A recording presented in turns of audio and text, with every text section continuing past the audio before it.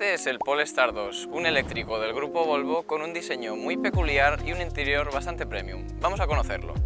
Comenzaremos hablando de su diseño exterior, con una parte frontal bastante característica de los eléctricos, con una parrilla más bien cerrada y con unos faros frontales que nos recuerdan bastante al diseño clásico que tiene Volvo. Algo que os parecerá una tontería, pero que a mí me ha sorprendido bastante, es que los retrovisores no tienen marcos, lo que le da un diseño bastante moderno al coche.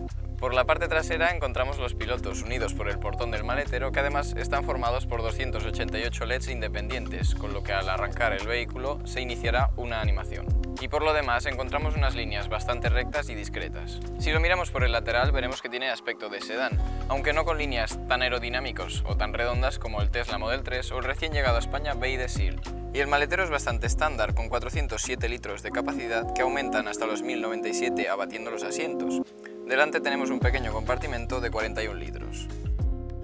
Si pasamos al interior estamos frente a una construcción muy acorde al precio, con materiales sintéticos de muy buena calidad. Da gusto cuando las marcas utilizan otros materiales que no sean de origen animal, como el cuero por ejemplo, e inventan otras maneras de hacer unos acabados de buena calidad y evitando la crueldad.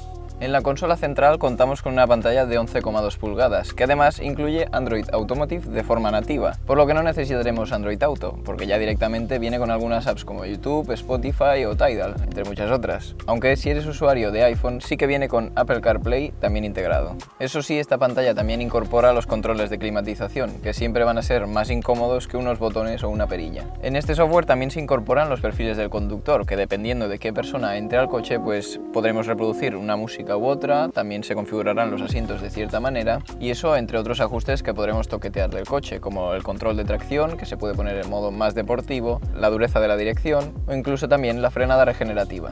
Justo debajo de la pantalla contamos con la perilla de la dirección y algunos botones para el sistema multimedia como el volumen, por ejemplo, y también contamos con dos puertos USB-C. Y además en el volante contamos con los típicos botones que nos facilitan el uso de las pantallas mientras conducimos. Eso sí, aquí también encontramos buena calidad en la construcción.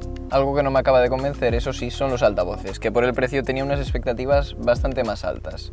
Y la verdad es que he probado algunos que son mejores en coches más económicos. Si continuamos hablando de pantallas, frente al conductor contamos con una de 13,2 pulgadas, que la verdad se ve bastante bien y nos servirá para ver información esencial durante la ruta, como los mapas, la velocidad o el reparto de la batería.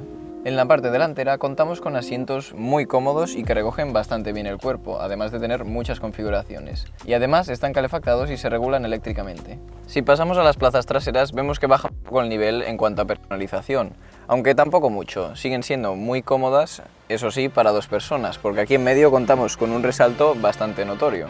Eso sí, también contamos con poco espacio para estirar los pies por aquí delante. Aunque con lo que sí que contamos es con salidas de ventilación y dos puertos de USB-C.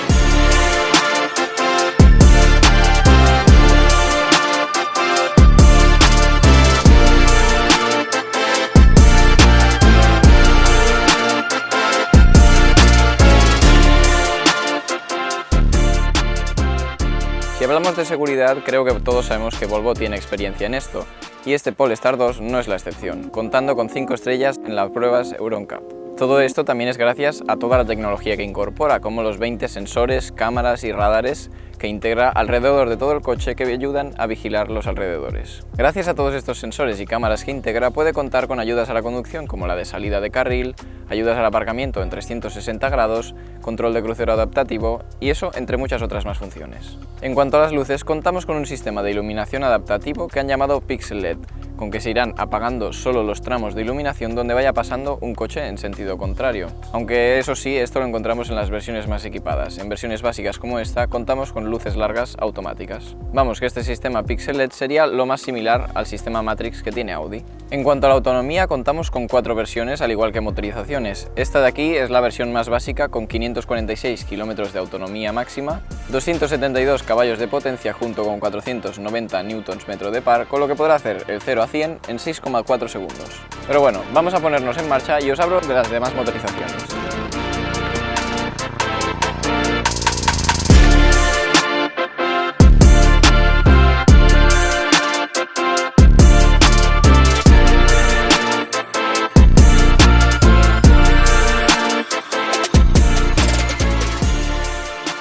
La primera con 299 caballos y 655 kilómetros de autonomía. La segunda de 421 caballos y 594 kilómetros de autonomía. Y la última versión, la más potente, 476 caballos y 568 kilómetros de autonomía. Con la que podremos hacer el 0 a 100 en exactamente 4,2 segundos. Respecto a la carga de las baterías, no deberíamos preocuparnos demasiado. Con el modelo estándar, como este, podemos cargar del 10 al 80% en tan solo 34 minutos, con 134 kilovatios en corriente continua. Y con los modelos Long Range podremos hacer esto mismo en 28 minutos a 205 kilovatios de potencia. En cambio, cuando los tengamos que cargar en casa durante la noche, a unos 11 kilovatios de corriente alterna, se nos cargará el modelo estándar en unas 7 horas y los modelos Long Range en unas 8. Esto por la diferencia en las capacidades de las baterías.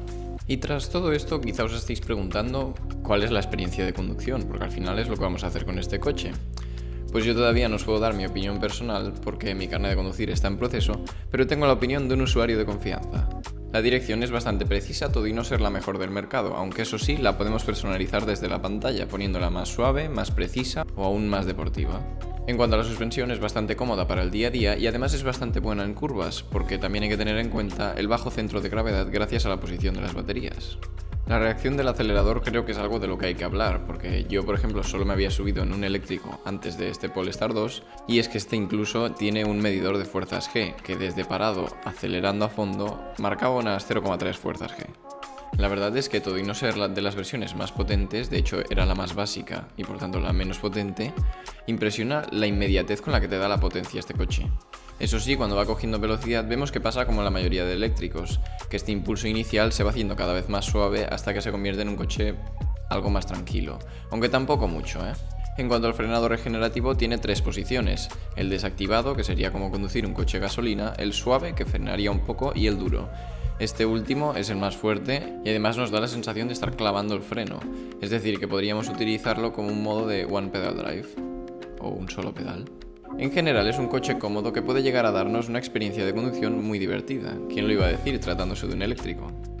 En conclusión, el Polestar 2 se trata de un coche cómodo para el día a día, con una buena autonomía, una buena recarga y sobre todo una buena aceleración si necesitamos salir de algún apuro. Pero antes de cerrar el vídeo, hablemos del precio de este Polestar, pues empieza alrededor de los 51.600 euros, aunque lo más probable es que os podáis beneficiar de las ayudas que ofrece el Estado para las compras de eléctricos. Y dicho esto, nos vemos en el próximo vídeo. Adiós.